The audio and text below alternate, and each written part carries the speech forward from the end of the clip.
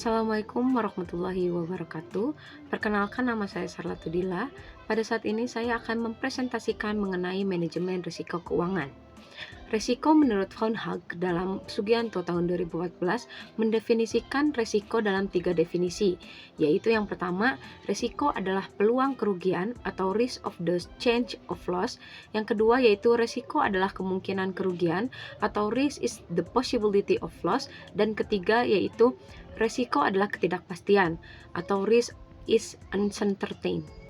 Kategori resiko sendiri dalam perbankan menurut Njogo tahun 2012 adalah yang pertama risiko kredit, yaitu risiko gagal bayar dari debitur atas hutang atau kredit atau pokok hutang atau bunga atau keduanya. Yang kedua yaitu risiko likuiditas, yaitu risiko dari kemampuan suatu bank untuk mendanai peningkatan aset dan memenuhi kewajiban pada saat jatuh tempo tanpa menimbulkan kerugian yang tidak dapat diterima.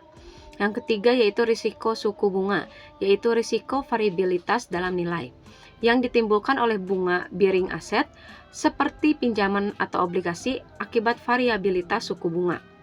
Yang ketiga yaitu risiko pasar, yaitu risiko yang ada pada pasar yang biasanya dilihat dengan menggunakan alat value at risk.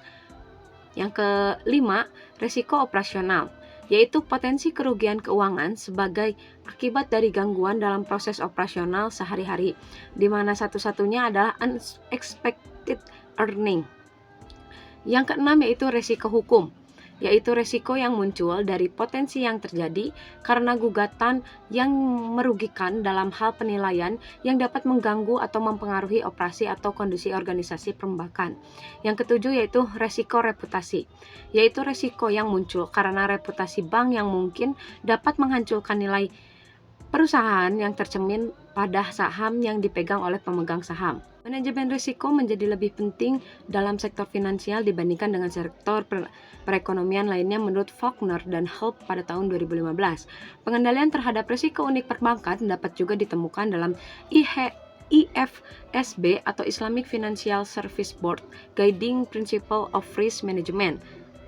Manajemen risiko menurut Firmansyah pada tahun 2010 mengatakan bahwa manajemen risiko merupakan proses antisipasi terhadap risiko agar kerugian tidak terjadi pada organisasi. Bank Indonesia dalam Peraturan Bank Indonesia Nomor 11/25/PBI/2009 mengenai perubahan atas Peraturan Bank Indonesia Nomor 5/8/PBI/2003 tentang penerapan manajemen risiko. Risiko adalah potensi kerugian akibat terjadinya suatu peristiwa atau event tertentu, dan manajemen risiko adalah serangkaian metodologi dan prosedur yang digunakan untuk mengidentifikasi, mengukur, memantau, dan mengendalikan risiko yang timbul dari seluruh kegiatan usaha bank. Manajemen risiko juga didefinisikan sebagai percobaan rasional untuk mengurangi atau menghindari kerugian atau cedera. Sedangkan Institute of Risk Management mengartikan manajemen risiko sebagai proses di mana organisasi mengarahkan secara metodologis risiko dari aktivitas yang dilakukan dengan tujuan untuk mencapai keuntungan yang dapat bertahan dalam semua portofolio aktivitas organisasi.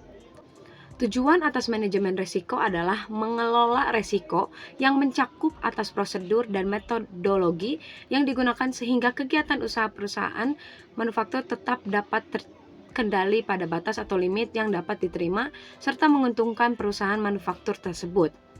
Penerapan manajemen risiko ini diharapkan akan memberikan manfaat baik kepada industri manufaktur maupun otoritas pengawas industri manufaktur.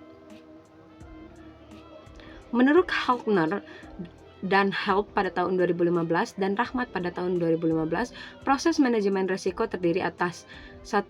Identifikasi risiko, 2. Analisis risiko, 3. Pemilihan teknik, 4. Pemilihan strategi, 5. Pengendalian. Identifikasi potensi risiko harus dilakukan secara terus-menerus dan sistematis dengan menggunakan berbagai macam metode atau alat seperti checklist dan laporan keuangan. Risiko yang bersifat strategis harus dihindari, dan risiko operasional harus diidentifikasikan dan dikendalikan. Dengan keterbatasan sumber daya, analisis risiko bisa dilakukan hanya kepada risiko yang memiliki akibat yang besar dengan hasil pemilihan teknik yang tepat dalam menghadapinya. Semua anggota organisasi harus diinformasikan mengenai tujuan manajemen risiko perusahaan. Kemudian organisasi harus menentukan standar atau kriteria kinerja atas tujuan manajemen risiko tersebut. Manajemen risiko mencakup identifikasi, evaluasi, dan pengelolaan risiko yang terkait dengan keuangan. Identifikasi risiko yaitu risiko finansial seperti risiko pasar, risiko kredit, dan risiko likuiditas harus diidentifikasi dan dikelola dengan baik agar dapat dihindari. Yang kedua yaitu evaluasi risiko. Evaluasi risiko dilakukan dengan cara menilai kemungkinan terjadinya risiko dan dampaknya terhadap organisasi. Tujuan menetapkan konteks dan kriteria adalah untuk menyesuaikan proses manajemen risiko, memungkinkan penilaian risiko yang efektif dan perlakuan risiko yang tepat.